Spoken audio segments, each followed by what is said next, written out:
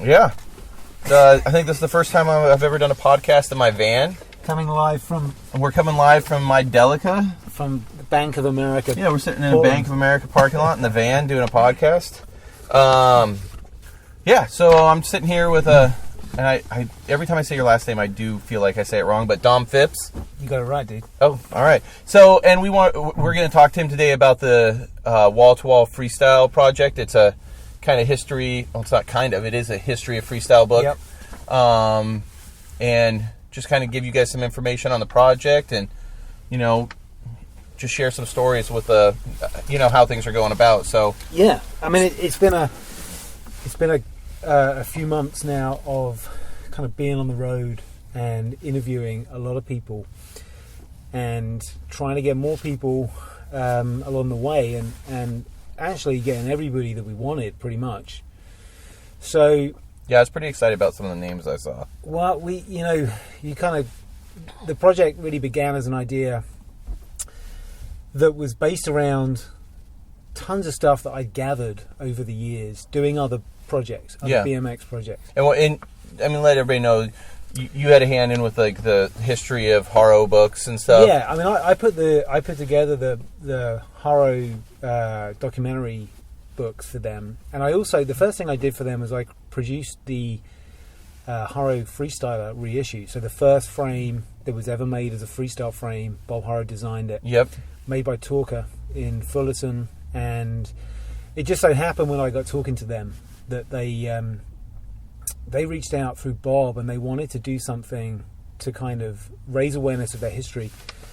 And Bob at the time was probably a little bit too busy or something, so he put me in touch. And the first thing that I did was I identified that the first freestyle frame was made in 1982. So this was 2011 at the time, so it was just the perfect time to do that as a kind of 30-year anniversary.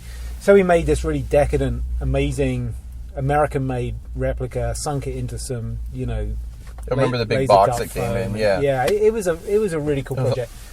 And it kind of started something because it was successful. We sold a few hundred of them, and there was a lot of positivity around it. Haro obviously became quite interested in doing more stuff like that. Yeah, well, when you have a company that's actually got a deep history, it's like why not do that? They kind of have this war chest of products and ideas that Bob designed and made.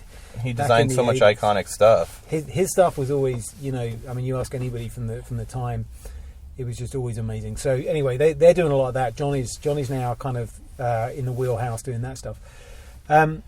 So I kind of came away from them and I started doing other projects. And I created this folder on my desktop of my Mac at some point.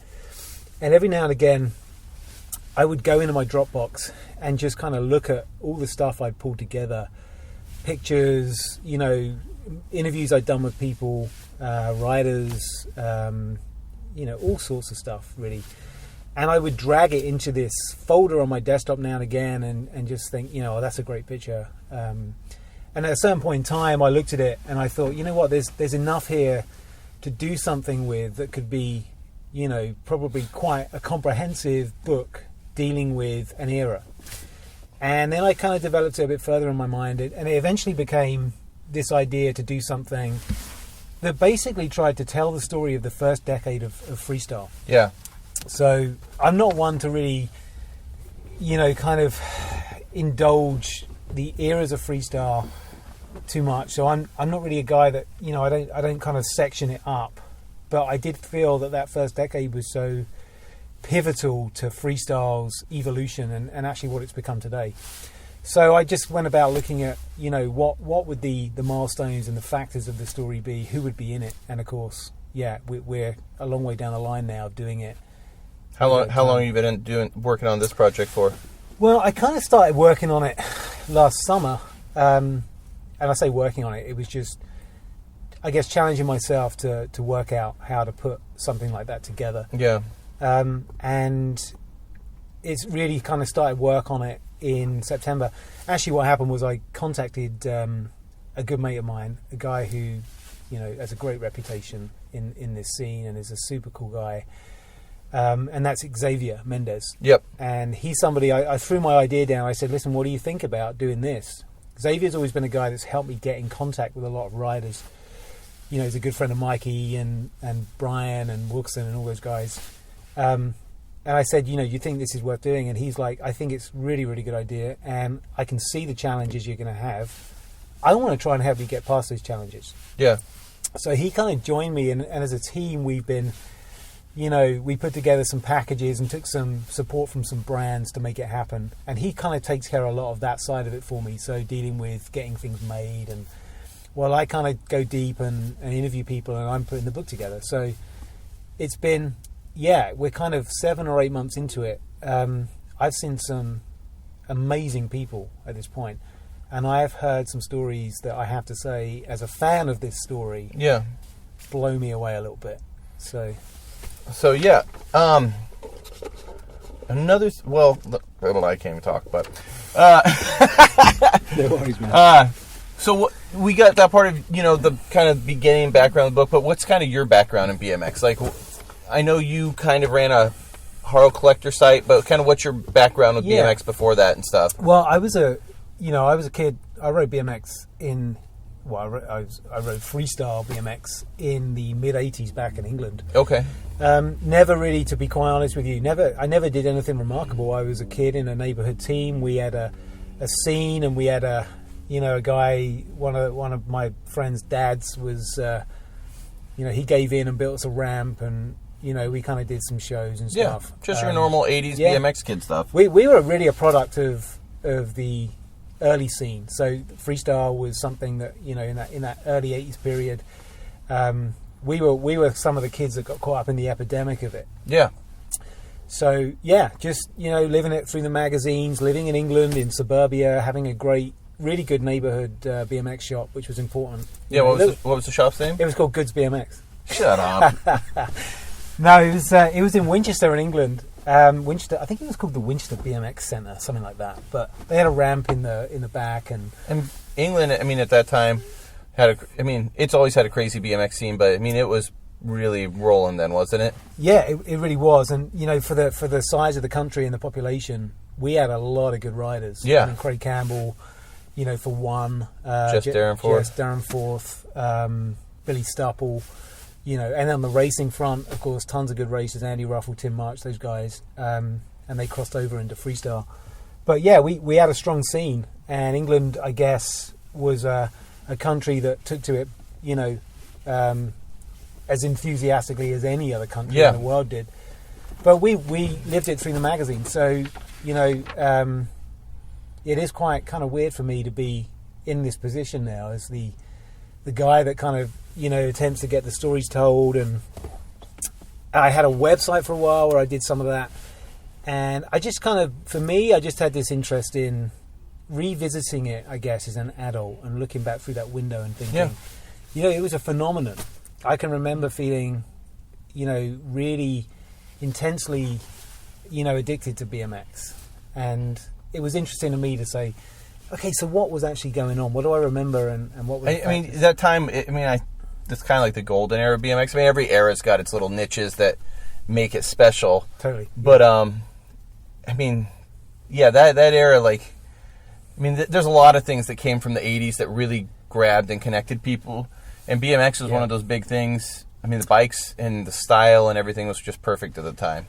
It was perfect, and for us, we didn't have anything like it. We didn't have, for all the things that a bike does for a kid, to give you the freedom to go further, to see your friends and have a bigger social scene or whatever.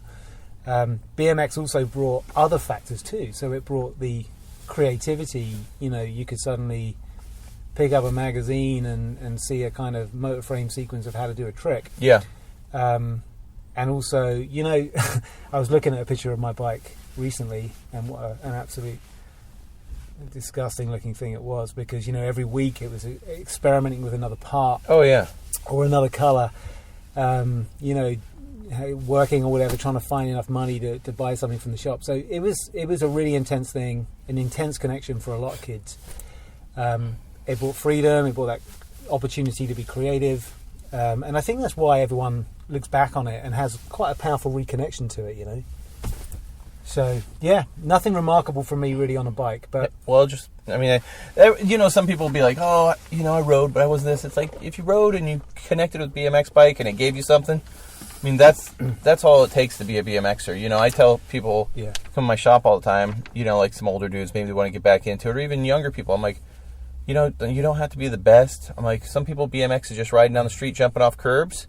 And some people, it's going out and trying to kill yourself to get one trick. But I'm like, it's still all BMX. Yeah. It's how you're experiencing, you know, the world just on your bike. Exactly. So. Exactly, yeah. So, yeah, going into it, you know, like I was saying earlier, I was really excited about the list of some people that you're talking to. Can you talk about some of the people that you've worked with and that are going to have like interviews, or I not necessarily interviews because I don't even know how you're laying out the book, but you know that you've talked to and have stories from. Yeah, I mean you know, for me the kind of criteria, if you want to sort of make sure the book has, you know, a kind of standard of quality to it, if you want, was to do some research again. So I go back in and I researched what I believe the milestones are in the story, and they become the chapters in this case. But the research then, you know, identifies who we speak to. Yeah. So it's not a case of, you know, I'm a fan of that rider. It's more a case of actually, where am I going to find the story? So, you know, there are some very well-known factors in that story. So the BMX Action Trick Team, the Haro Trick Team, you know, the skate park and pool riding scene that was coming out of the late 70s and what have you. So I started looking at the chapters and working out where I'm going to find the answers, really. The thing that's really interesting to me is that late 70s scene when, you know, BMX was coming out of, well, BMX racing was a big deal at that point, a massive deal. Skateboarding was, you know, I guess on its way through its first cycle of popularity. And those two things together were quite a large part of why freestyle even happened, I think. Yeah. So I went out looking for people that were riding in that early era. So I spoke to Bob Haro, I spoke to Bob Morales, I spoke with Mike Buff. I recently interviewed R.L. Osborne, which is, you know... Yeah, I mean, R.L.'s one of the biggest icons in BMX. Except, I mean, maybe some people not, you know, listening to this podcast might not recognize R.L.'s name, but... Well, someone just honked at us. But, you know, if you don't recognize RL's name, I mean, he's just this...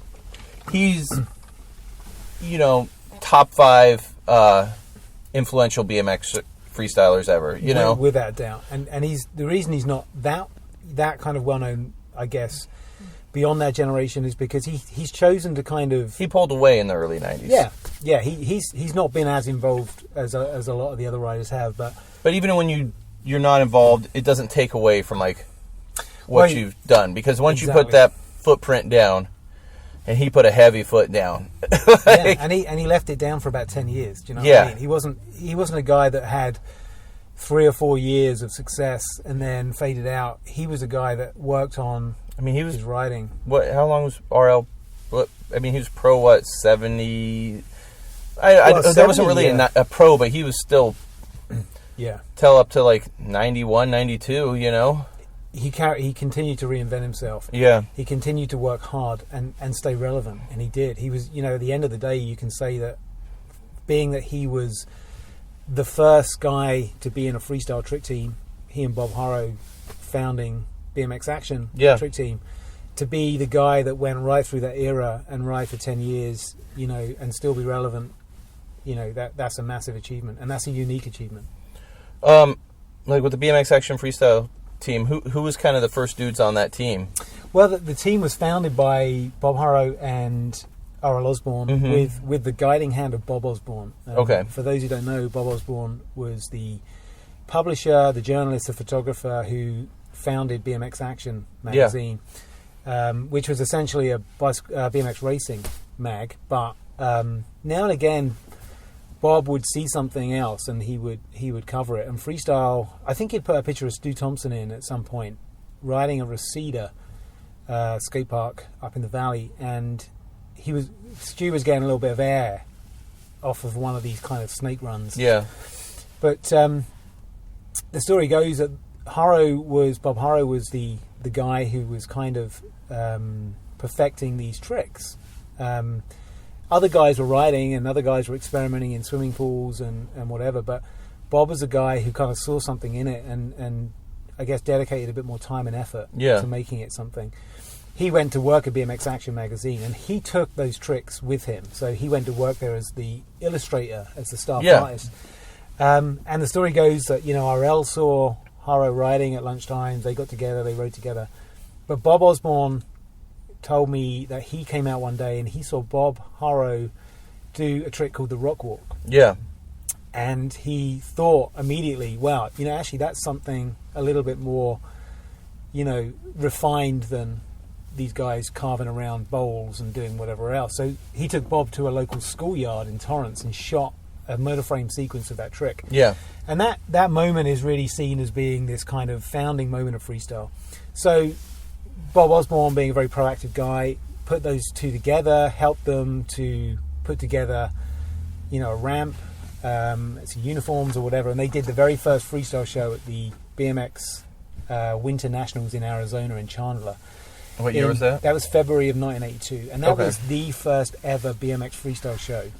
Oh, wow. I, for some reason, thought it had been earlier, but I mean, dudes were still riding parks and stuff before then. Yeah, there was a scene, this is another thing I've tried to do in the book, and is to try and resist the urge to try and answer the question of where this came from. Yeah. Because, you're kind of going to, undoubtedly you're going to fail to do that because there isn't one answer. There's not two, there's not three, and there's not four answers for it. There's a ton of different things that were happening. And there's a ton of different people that would argue about it. There absolutely is, yeah. And, there was I think about, when I called this thing the birth of the freestyle movement, I was thinking, God, probably one night when I had a couple of beers or something, I was thinking, if this is a birth, who are the parents of this thing?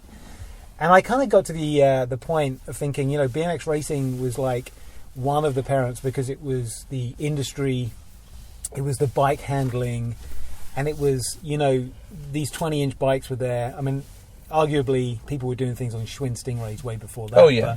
But the BMX bike, as it became a 20-inch bike at some point, that's a huge driving factor in how this thing started. And then when you look at the other side of it, and you look at, maybe the culture and the spirit of BMX came from skateboarding and surfing, where, those scenes were not competitive and athletic. They were more about being creative.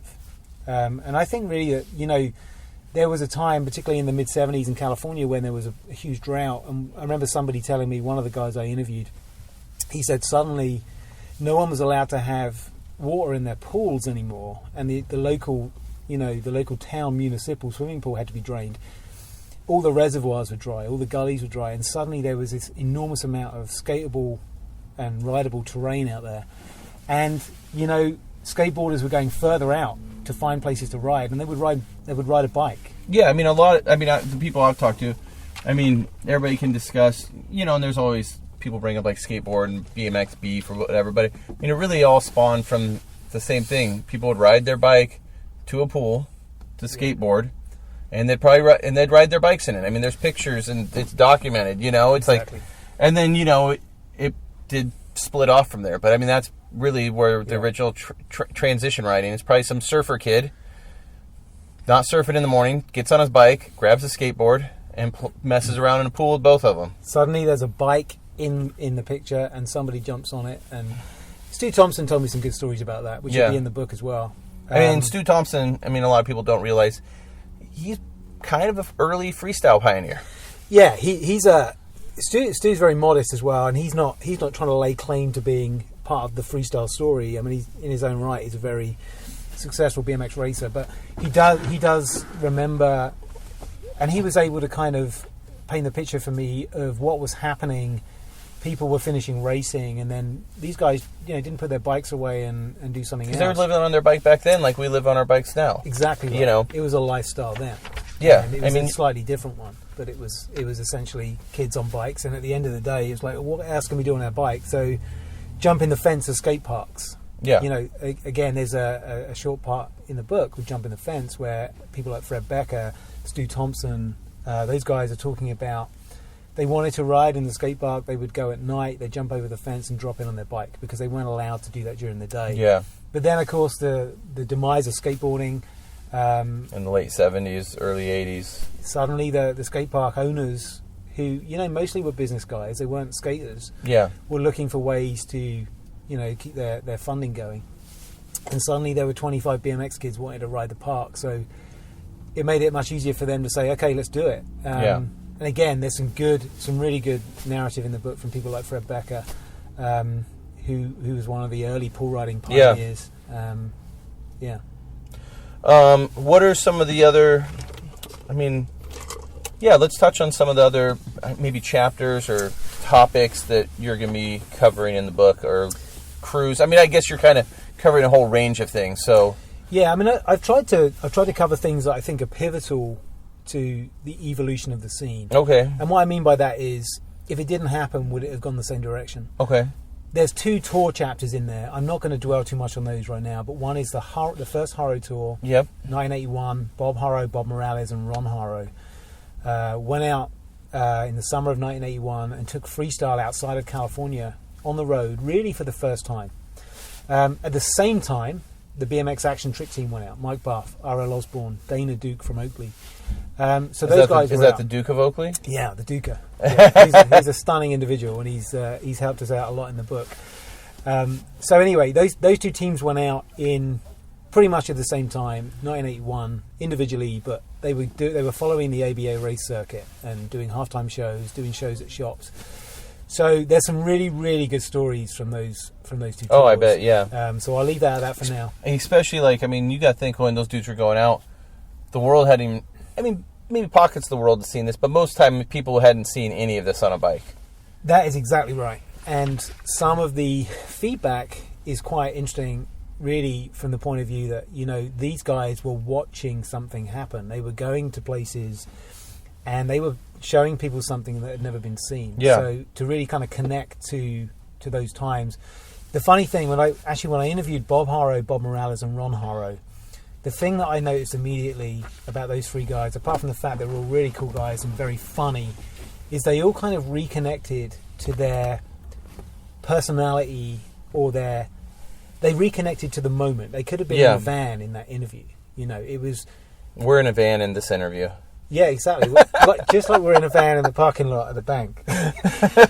You know, we're reconnecting to that. But no, these guys were like, as soon as we started talking, you know, it went back to that dynamic. Those guys could have been, you know, taking the piss out of each other. Ron Haro, you know, fantastic stories as always. Bob Haro, you know, trying to be the guy that you know, steers the ship, and Bob Morales, who was younger and very much looked up to Bob at that time, and you know, it was just really fascinating to hear. Yeah. That. So that was a lot of fun. The BMX Action Trick Team tour chapter is also very, very funny. Some good stuff.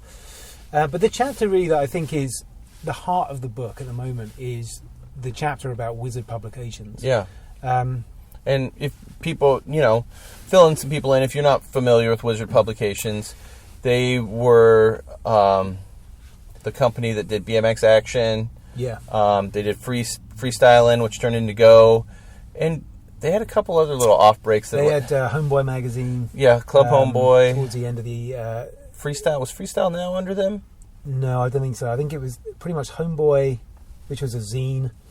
And there's a reason that existed. Again, Yeah. which Well, is they did 4 issues of a magazine, too, for Homeboy. They did, yeah.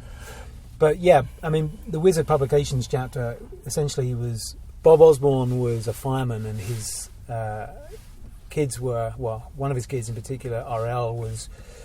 You know, just a young kid in the neighborhood at the right time, wanting to ride bikes, and this family had this BMX-centric lifestyle for a while. Wendy became the photographer, and you know, BMX became their lives. And at a certain point, Bob Osborne started a magazine, BMX Action, and there's a little bit of a backstory to that, which is in the book too. Yeah, and it became this kind of epicenter for everybody in the scene. It was imaginatively written. It was, you know, it was stylish. Bob had this really, really strong vision for it, in terms of how to present it and how to present the riders and how to make it become, this vessel for BMX that was going to make it look larger than life and really, really dramatic. And I think Bob, you ask anybody that has an informed opinion would tell you that Bob achieved that. Oh yeah. And he, in the mid '80s, obviously realised that BMX freestyle was coming along, and also realised that he wasn't really the guy to put that together. He wasn't, his voice was not going to be the right voice. So he recruited Andy Jenkins. Andy Jenkins recruited Mark Lewman, and Mark Lewman and Andy Jenkins pretty much recruited Spike Jonze. Which you just actually sat down with all three of them.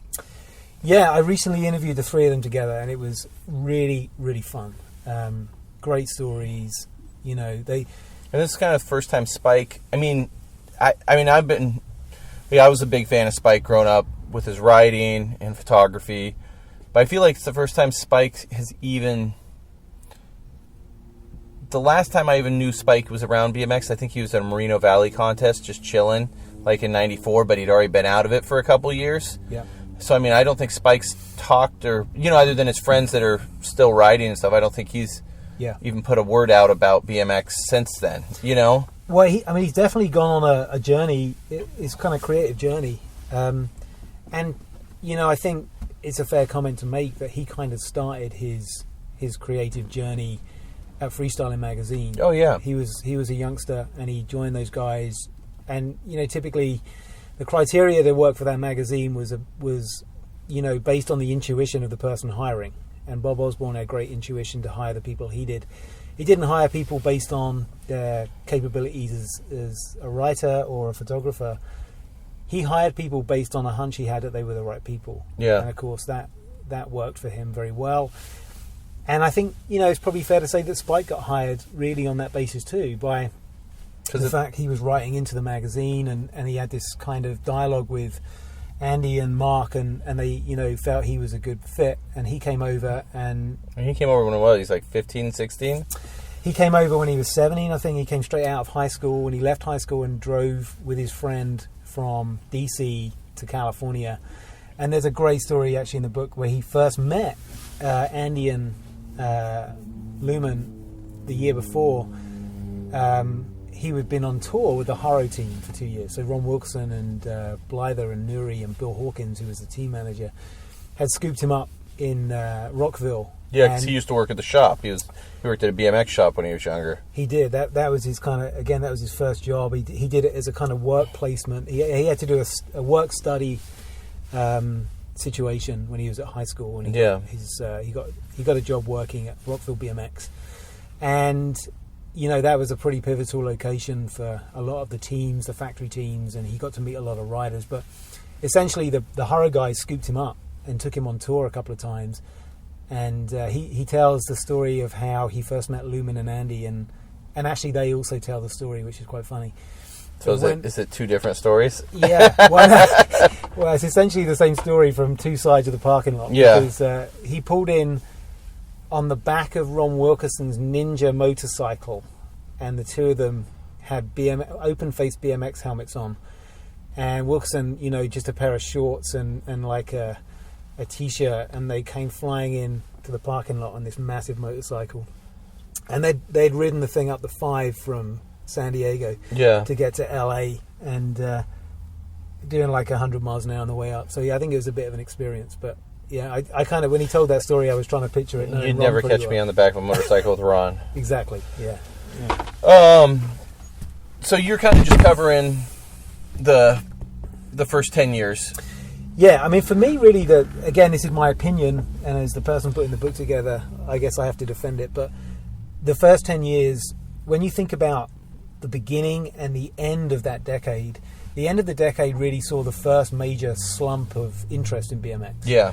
The same way that people talk about the skateboard industry having these cycles. Skate had really matured. It'd been on its first cycle already. By the end of the decade, it was on its second cycle, And it was actually one of the reasons that BMX got its opportunity because, as we spoke about earlier, skate parks, opened their doors to bikes because they wanted to make up the numbers. But the beginning and the end of that decade really for me were pretty much a dotted line. We know it didn't start and stop like that. but something happened before for it to become something. And that's my point of 1979 when the BMX Action Trick Team was formed. And by 89, really the industry had tanked. So, you know, I'm not sort of painting the picture of it being over at that point, but certainly it had risen and fallen. And of course it was going to go somewhere else again after that. Yeah. But it was having its kind of first major incident, I guess. So I like the idea when I look into that 10 years of seeing a lot of innovation, seeing this community, this small community, because for a lot of that decade, certainly the first half of it, you know, a lot of it was based in California. And there were a lot of different guys in the mix. There were brands in the mix, bike makers in the mix, shoemakers in the mix. Yeah. Bike riders from different parts of the country coming through and becoming, you know, stars at contests. But all these people at the same time are learning about something that's never existed. They're all making their own path. It's trailblazing, isn't it? Yeah. The bike companies, the riders, the people trying to do clothing companies, they're all trying to put a niche in because there's not, you know, they're all trying to get footing on something that's never been there, you know? Precisely. And you know what? For that very reason, and of course all those brands and a lot of those people weren't doing it for the good of everybody else. They were doing it because they wanted to be successful. Yeah. You know, we saw, you know, a lot of entrepreneurs, Bob Hurrow, Bob Osborne, R.L. Osborne, these guys, you know, were kind of in the mix selling stickers or designing clothing or whatever it was. But they were all doing something for the first time. And when I look at it, I look at that kind of community of people, and I think they were greater than the sum of their parts. And that's why freestyle became this big phenomenon in that era. It was just this energy and this culture that developed. And for me, it happened in that first decade. Yeah. And actually, when you look at everything else that happens after that, it's evolution, but it isn't necessarily invention. So for me, you know, the learning curve the bike companies went through to find the right geometries or you know, or to produce the bike in a certain way, or where to produce it even. You know, everybody knows. I mean, there's definitely a learning curve of where to put, people were getting stuff made in the States. I mean, Haro was Haro one of the first companies to go to Taiwan? Probably were, yeah. I think, and then you had RL take Bully over there and get completely screwed because, you know, I don't know if Haro was bigger, but especially at that time, you really had to have somebody watch what was coming out. Yeah, I mean, you know, the industry had matured, I think, at that point in Taiwan. You know, so they were able to mass produce, and they were able to do it affordably. And of course, you know, as much as you can feel negatively that overseas production happened, who's to say that, you know, BMX would have been as big had it not happened? Yeah. You know, you had to cater to a big audience. So anyway, that's a hard conversation to have, I think. But everything for me, when I look in that, even the tricks, you know, I was talking to Fred Becker on the phone last night. Fred was an early pool rider, and he can remember Mike Dominguez at 12 years old riding in the bowls in Whittier, Skate City. And he said at 12 years old, it was so obvious that this kid was going to be something different and something special.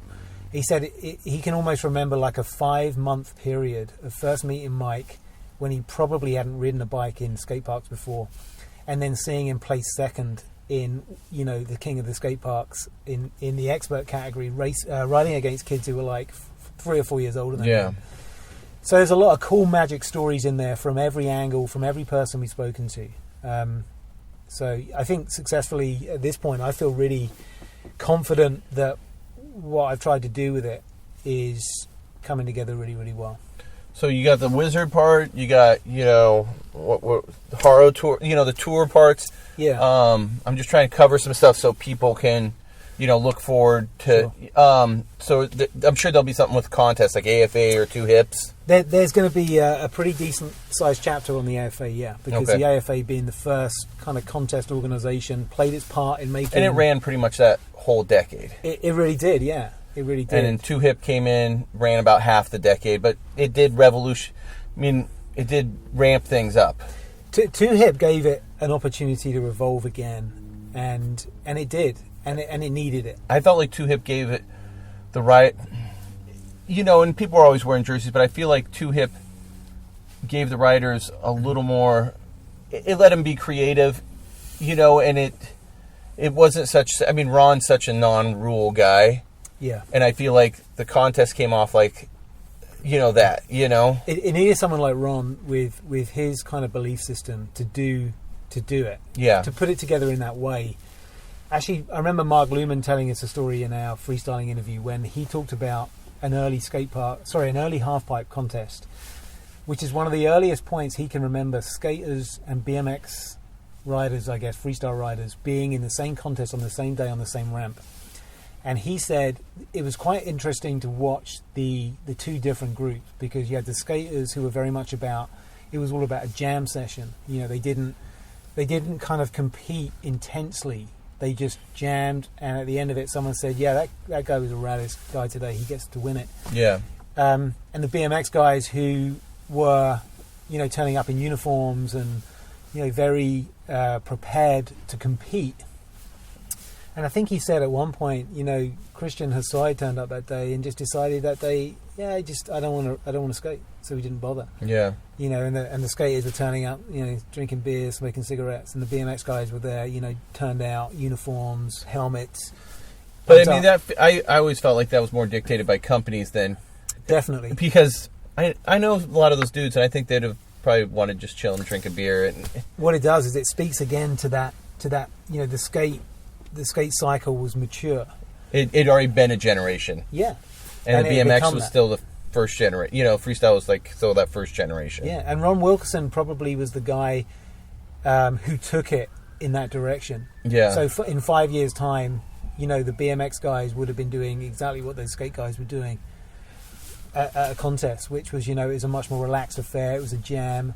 R.L. Osborne told me a story about he was judging a contest for Ron Wilkerson, and he didn't truly understand what the criteria for judging it was.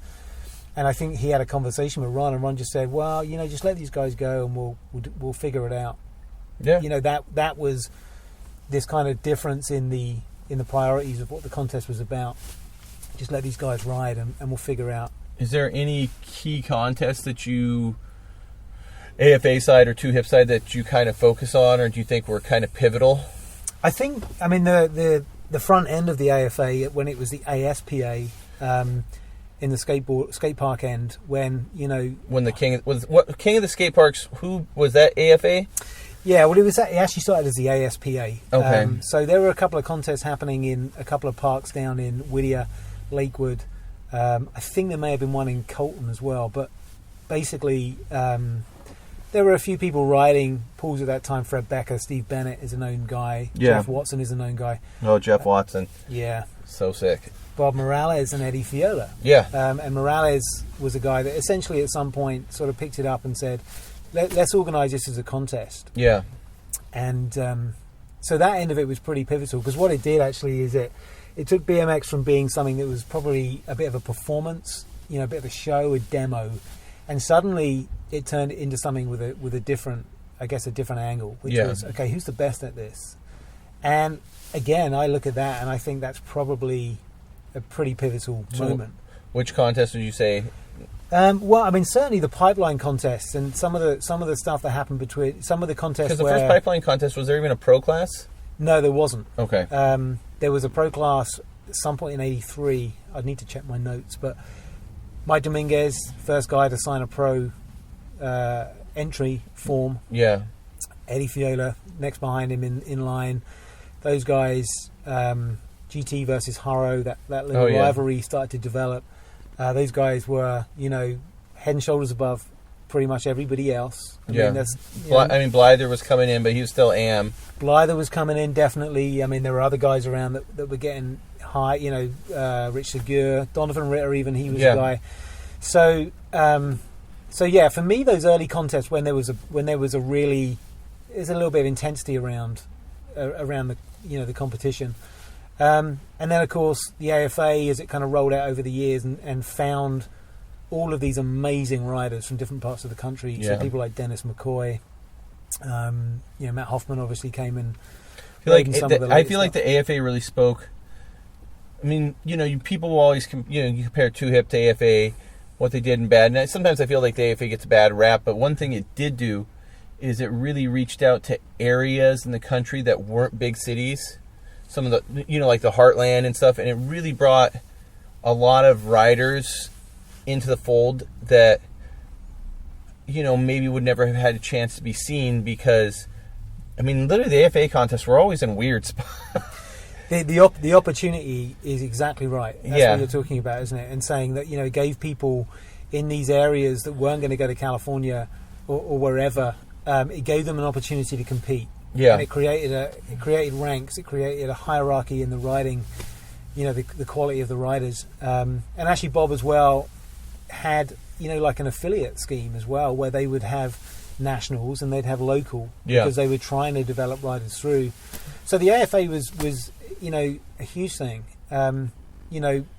Probably it's a fair comment to say that it didn't evolve quite to where it should have done towards the end, but Bob Morales did a stellar job of creating something. Yeah, but I mean, then you look at the two hip contests at the time, and I think as a spectator, and if you were a young rider even going to watch, I think the whole aspect of that probably was way more exciting. Yeah, I think it was relevant for the I age mean, group. if you went, I mean, like, there's a few two hip contests I could name off that are my favorites, but like you look at like Flint, Michigan, which I think is the second year two hip was doing contests. I mean, the energy. You watch that, and then you watch an AFA contest, and dudes are killing it, but the energy levels are different. It definitely seemed more tribe driven. Yeah. Instead of, where the AFA was more, not business driven, but felt more like a tribe with the two hip ones, and the AFA felt more like cut and paste, which I'm not trying to say it in a negative manner. It felt like there was more energy pouring in when those came. I think the AFA formula was a good one, but there was a point where probably it needed to evolve, and it needed to evolve really with the, the feedback and the help of the guys that were riding. And I think what you just said then, somebody I think it was Dean Bradley, when I interviewed him, said, Wilson's contests were like a meeting of the tribes. Yeah. It was a totally different dynamic.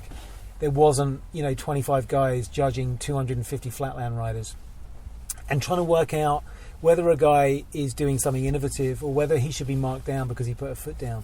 Or how his showmanship is, or whether the showmanship factor was there. Yeah, exactly. And, one of the things that Ron Wilson tells me whenever I ask him about the reasons he started two hip, and he said, well, there's a very good reason for it. What we were doing away from the contest scene was different to what we were doing in the contest scene. So we were riding half pipes. We were doing different things. We weren't wearing uniforms. There wasn't a kind of structured time limit to what you did. You dropped in, you rode, and we got better, and it evolved. So he was all about saying, okay, well, this is the future of freestyle contests. So, and I think, to be fair to Bob Morales, that certainly he was a busy guy at that point. He had other interests too. Yeah. But, for him to try and change a national format, it was almost like the beast had gotten too big for him to go in and change it. And like I said, I'm not trying to shit on the AFA. Of course not. I think it's a valid point. But they're definitely two different beasts. But what the AFA did, though, so well is bring so many people into BMX, It created a sport. Yeah, it definitely did. So kind of looking through, the notes we got here, I see some names that I'm really excited about, which you don't really hear that much about. But the old CW dudes, you sat down with like Diz and Seppi, and I mean Diz Hicks and Seppi are two, kind of like some of the. There's always been strong personalities, but these two really came through hard in the mid '80s. They were unique. Yeah, and the whole CW team. Yeah, was just it was so off kilt. It was like a Bizarro GT or something. Well, it totally had. They had a personality that nobody else could get near. They were crazy guys. They had their own belief system about riding. Diz Hicks in particular was somebody that wanted to do what he wanted to do, and he was really good at it. Yeah. And I got to tell you now, when I interviewed those guys in Oakland at Seppi Mays' workshop, I was crying with laughter in that interview. I mean, they seemed like wild dudes back then. They were. I mean, I tell you, let me give you a quote from Diz Hicks. He said, "I was a rock star, and my bike was my guitar."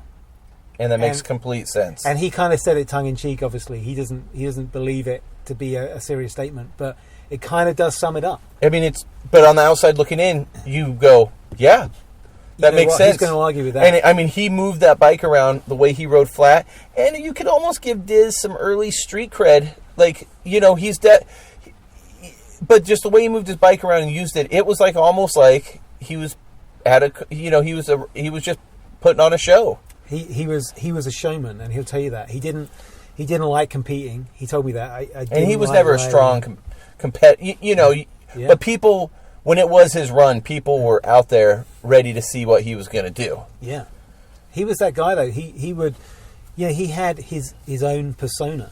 He gave BMX a persona that nobody else was giving it.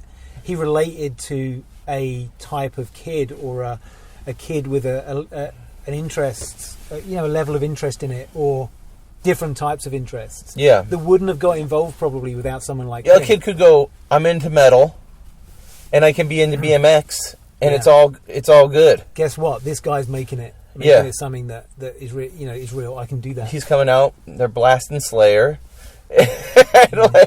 I've heard some stories from those guys that were legendary. Yeah, and I try not to use that word a lot because it does get thrown around a little too easily. I think it can be overused in our scene.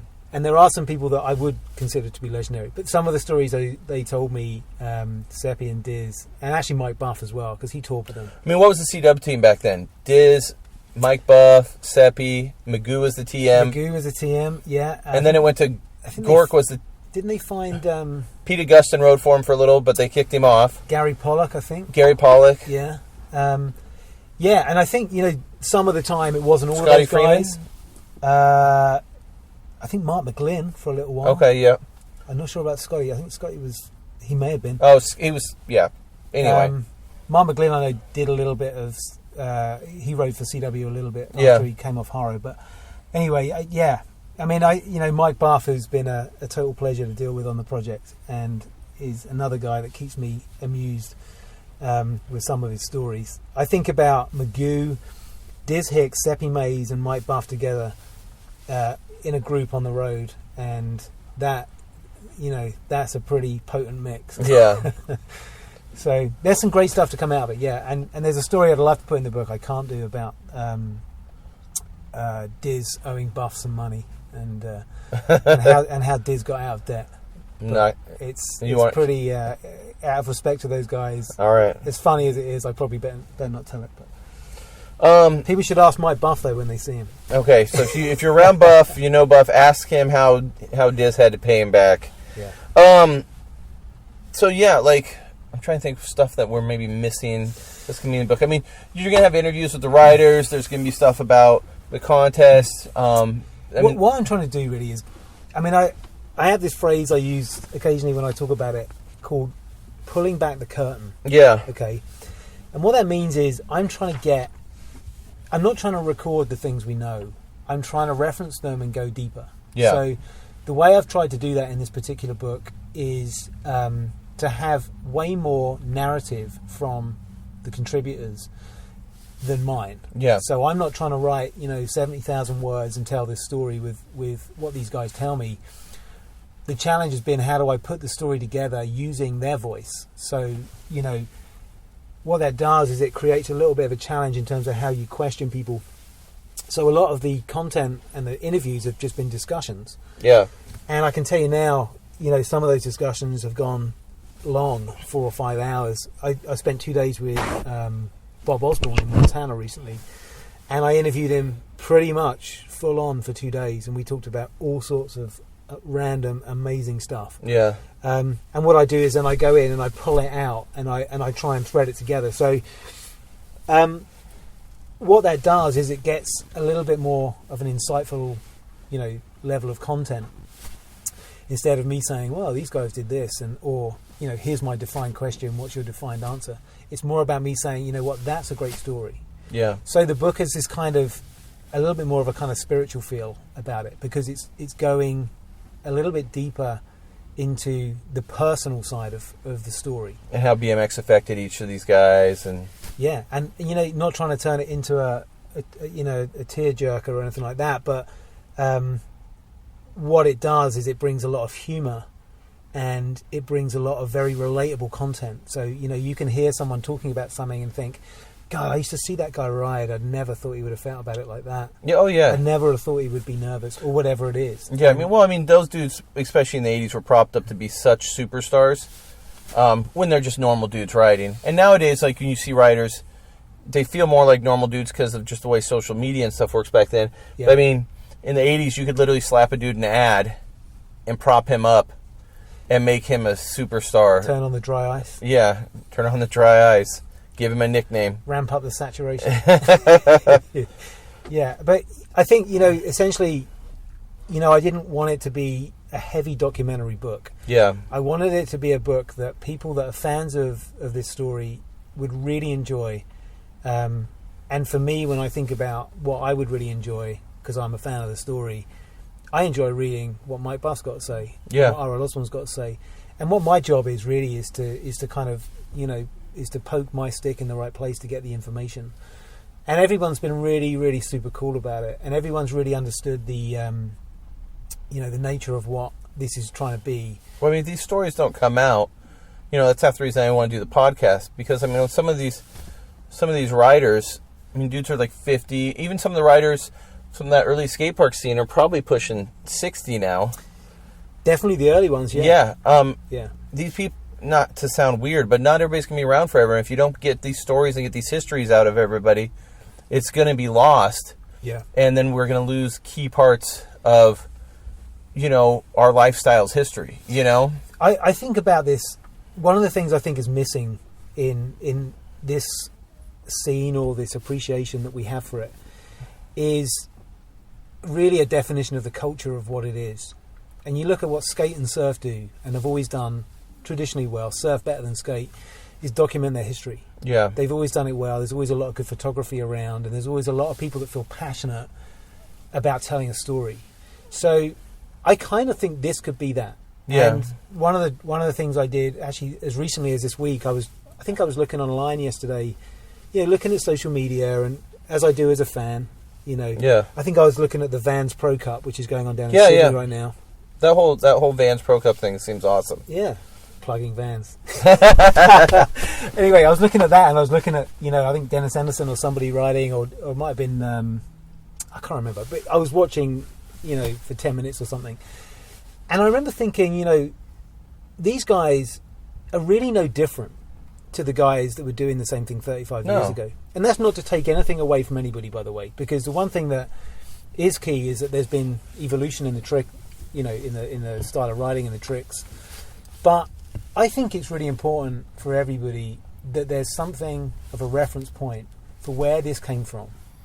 Well, and the thing is that even for like the younger, not to cut you off, but I just did, but like for those dudes like Dennis Enarson, Jason Watts, Chase Hawk, all those dudes, and I know those dudes do know the history, but a reference point for them to look at, be like, you know what, in '83, dudes were riding so good, and it's unfathomable to think like how good dudes were at that point. Yeah, and that is not well known. When I look around social media and I see, all these different kind of people appreciating it, very passionately appreciating an era, the era they rode or the rider they admired. For me, that this needs to be tied down so somebody can look at it and say, you know what, there's a real culture here. This isn't, this isn't disconnected. Well, and a lot of those dudes they focus on their, and I think we're all a little guilty of it, but they focus on their, their decade or their, mid-school, old school, 80s, 90s. They focus on their thing where maybe sometimes, like, BMX as a lifestyle, as a culture, does itself a disservice because there's dudes they can connect with right now, too, to stay excited about, that are still riding that certain way. I know BMX has so many branches and goes so many different ways, but especially nowadays with how easily accessible, you can just reach out and grab one of those branches and be like, oh, I'm so into this new dude. Totally. Jason Watts, that dude's awesome, and he's so freestyly, but he's like a cement skate parky, and it's just something I connect to, but he's new. I feel kind of the same way when I watch him as I do sometimes when I watch an old dude, Yeah, and you know what? It's not about forcing these guys to go through a history lesson. No. But it's about giving them something relatable that they can look at and say, do you know what? That would have been me 30 years ago doing that. And actually, that guy looks like me. He's got the same haircut. He's got the same look in his eye. And you can even see styles back then that match, you know. So again, you know, without wanting to sound like, you know, the guy that lives in the past with all of it, because I love BMX. Yeah. I love freestyle BMX now. I love to watch it. I just think that there needs to be something there that people can put their hand on and say, you know what, this is where it began. And actually what I'm doing now, I can see all the similarities and the comparisons. Yeah. And actually I feel proud that I'm doing something. I'm on this kind of grapevine of evolution. Yeah. And where's it going to go next? Do you know what I mean? So, yeah. I don't know. People can call me out and call it out as bullshit, but that's just kind of what I think. I think that the experience I had, particularly on one of the early Haro projects, when I spoke to some of the modern riders about the history, was I got nothing but a passionate and excited response from people. Yeah. Dennis Enarson is a guy I would say I can remember vividly him, you know, not really knowing much about Haro, but the moment he did, just seeing his whole kind of, you know, just his excitement and his passion and his proudness, maybe, or pride in the fact he was riding for the brand. So I hope, you know, I hope that this is a little bit of a kind of a point for people to be able to reference now. Yeah. So, like, I mean, I know we've hit some names, but who are some of the guys that you've sat down with? You know, like, so there's somebody out there, you know, we've talked about Diz, we've talked about, you know, Ron, but maybe run through some of the riders you've talked to. So if there's somebody out there that's like looking forward to hearing something or seeing a photo or, you know. Certainly on the AFA chapter where, you know, there's limitless people to talk to. I haven't spoken to Rick Molitano yet, but I desperately want to, and he's agreed to be involved. So I'm going to speak to Rick imminently. But obviously I've spoken to guys Ron, Blyther, Dominguez, recently spent the weekend with Josh White and Scott Freeman, which was fantastic, fun, and really a good education thing for me, because I didn't know as much about those guys as I do about some of the others. But that was a really interesting. Josh is... He's the chain link in between Dominguez and Hoffman, I feel like. He definitely is. and he, you know, in his own right as a rider is, you know, I mean, is he a legend? Probably. Oh, yeah. Do you know what I mean? A fantastic level of ability, level of style, and a really super cool dude as well. Yeah. You know, in terms of how he kind of reconnects to it. So Dave Volker. Dave is someone who I've spent time talking to over the years, and because of, you know, whatever the project has been at the time, whoever the brand is, I've not been able to bring Dave in, but I was super excited to get Dave into. When you talk to Dave about, he's so passionate, like the way he speaks about BMX. Yeah, I know, like, it sounds silly, but it really comes from a pure place in him. Yeah, and that's why he's still riding, and that's why he's been the guy that's never left it and continued riding. Because I mean, he when he talks about it and really gets into it, he's never cared about contests. It's never even been about sponsors. It's just it really comes from a pure place in him. Yeah, he's definitely connected to it in a unique way, and that's why he's so good at it. You know, that's why he's such a great rider, and that's why he's, you know, a guy that people talk about as a great street rider too. I mean, for me, when I talk to Dave, he talks about, you know, that's when he gets excited, when he talks about street riding. Yeah. And other people, I'm talking with Pete Augustin, Eddie Roman. Those guys, again, in that kind of genre, the street genre, of guys have got some good insight. You talked to, did you talk to any of the, Drob or any of those dudes? Yeah, I spoke with Maurice. Okay. I'm also going to speak with Hugo quite soon. These are the last guys I've got to see, actually. Spent some time with Todd Anderson. So on the rider front, we've got some good people. DMC, Matt, all those guys are going to contribute. Yeah. Or have contributed. And I'm sure there's some names we're missing too.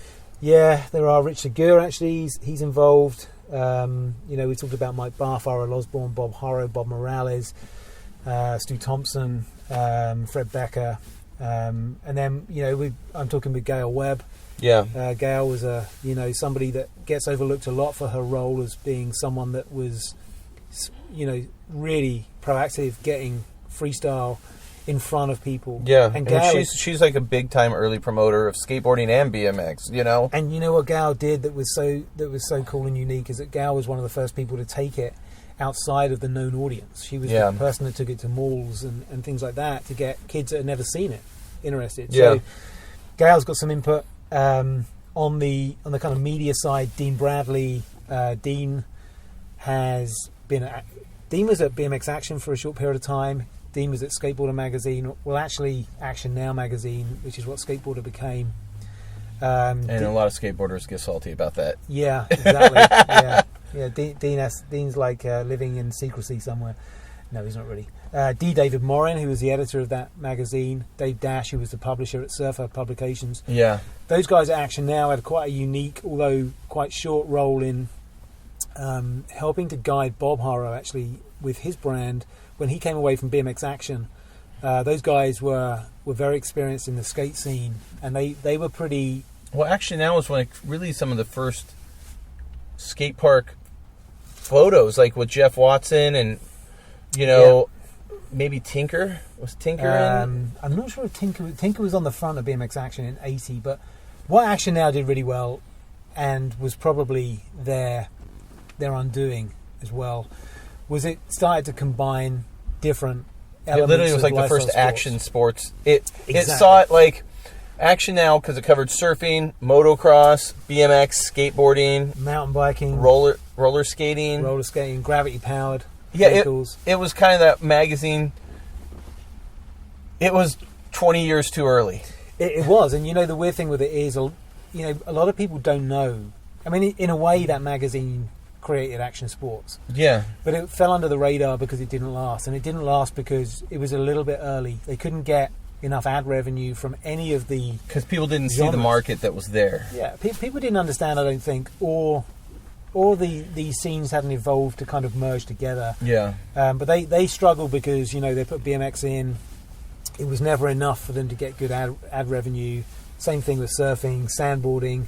And that's why you had like OP sponsoring BMX, skate, and surf dudes back then. Exactly. So and they hooked up with Bob for a couple of years, and they were pretty influential in his kind of development as a young kid starting a brand. Yeah.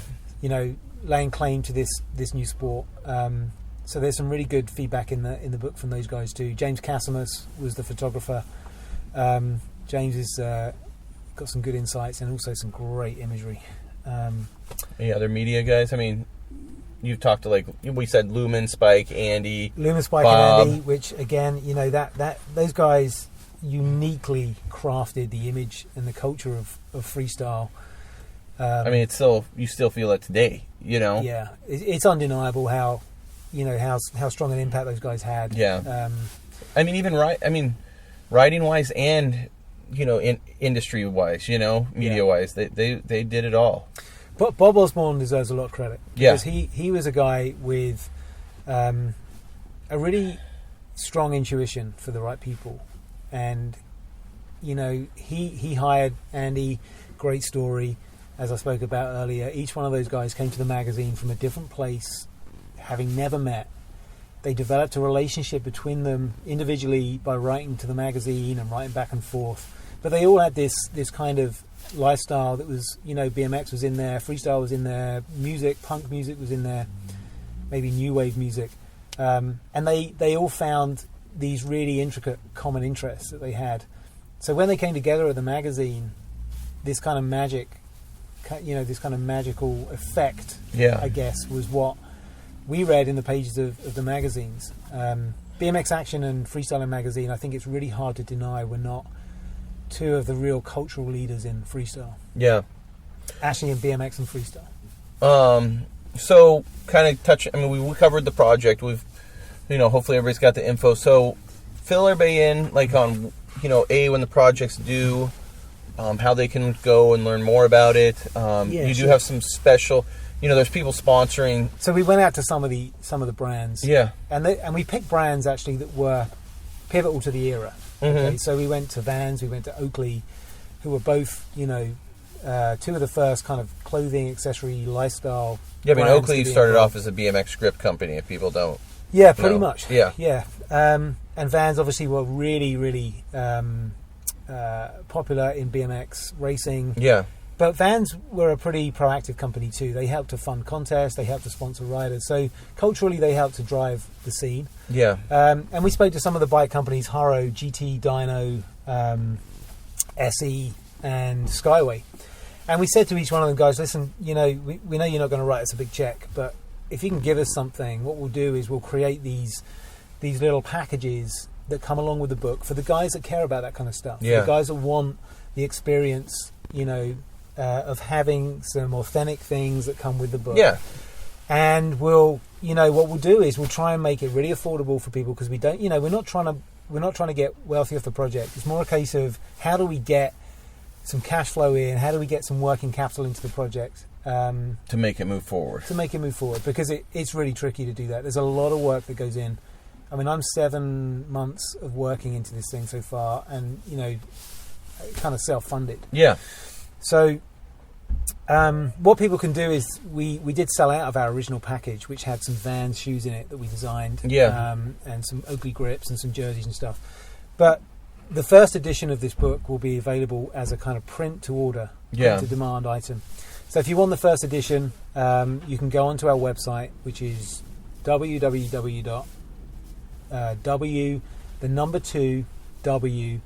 freestylehistory.com. Okay. So, and we'll put the link. We'll put a link down. It's a bit of a mouthful, isn't it? Yeah, we'll put a link down everybody can click on. And you can go on and you can read a little bit about the project. So it's dedicated to the project. Yeah. So just talking a bit about the reasons for it. Yeah, so we've got some replica T-shirts on there from the era that we've licensed from the original brand owners too. So it's not we're not kind of half-assing it and just. And there's some really cool stuff on there. So.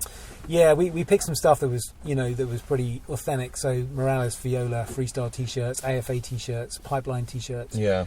So people can buy a T-shirt and we'll ship it out. But yeah, I mean, really, it's all really just a kind of mechanism to make the project happen. Yeah. Because typically there's a lot of work involved. There's a lot of traveling. There's a lot of interviewing. There's a lot of designing, writing. So. It's really just a kind of way of helping to fund it and make it happen. And we just believe it needs to happen. Xavier and I are pretty much the team on this project. Yeah. He's looking after a lot of the operational stuff, and he's allowing me to kind of dodge some of that stuff and just get the book written and get it out. Yeah, Xavier does a lot in BMX. I think people don't realize. He's a very unique figure in the scene because he's loved and trusted by everybody. He's a stellar guy. He's been riding since... one of the original Pipeline tribe, Mikey and Blyther and he still has a vert ramp in his backyard and rides. he's got a half pipe in his back garden. Yeah, so he deserves a lot of credit. Oh yeah, and hopefully I've made that clear. But so yeah, I'd say get on the website. And you guys have an Instagram too. We have an Instagram. So that's just, I think that one's just Wall To Wall Freestyle. Yeah, Wall To Wall Freestyle. And what I try to do on there, we've got so many images, so many amazing images. Some of them aren't really print quality. So what I try to do is just keep a regular feed of stuff on there that people will like that probably, we can't use in the book. Which is, I guess, a twofold benefit because one, you're going to see some stuff you'd never see, and two, you're going to see a book full of stuff you haven't already seen. Yeah. So yeah, we've got that. We've got the Facebook page too, which is Wall To Wall, the birth of the freestyle movement. Okay. And we'll put links for this all. Yeah, man, I appreciate all at the bottom. So if you guys are on, just look down at the bottom and you'll have links to everything. Dude, just to sum it up, it's a project that I think everybody would probably agree needs to happen. Yeah, you came into my shop day and you saw I'm a big BMX needs more books, especially with the magazines dying out. It's like there needs to be something out there, something that you can put on your table, you can have in your office, you can have, in your library that you can just pull out and reference. Yeah. And, that something that just saves and shows, the lifestyle that we've all grown up with. Absolutely. Yeah, something that records it. It's something physical, you can pick it up. It's a big book as well. It's 240 pages. Imagery in there from Bob Osborne. Imagery in there from James Casimus, imagery in there from Bob Haro. We've had a incredible amount of assets to work with. This kind of war chest of unseen imagery. Dean Bradley's given me thousands of images to choose from. Pro shot stuff that's never been seen. So yeah, I guess I could say fairly confidently that people are going to dig it. All right, cool. I hope so, anyway. I think everybody's going to be psyched. Anything that we forgot? No, apart from the fact we didn't have like a margarita or anything. I thought that's what came with the Snakebite interview. I thought it was fully catered. Well, I ate a chicken quesadilla. I mean, that's about it. Choo-Choo's been good as well. He's asleep in the back. Yeah, the dog's sleeping in the back. All right, cool. Well, thanks for listening, guys. Dude, thank you for having me. You. I appreciate it. I appreciate it, and yeah.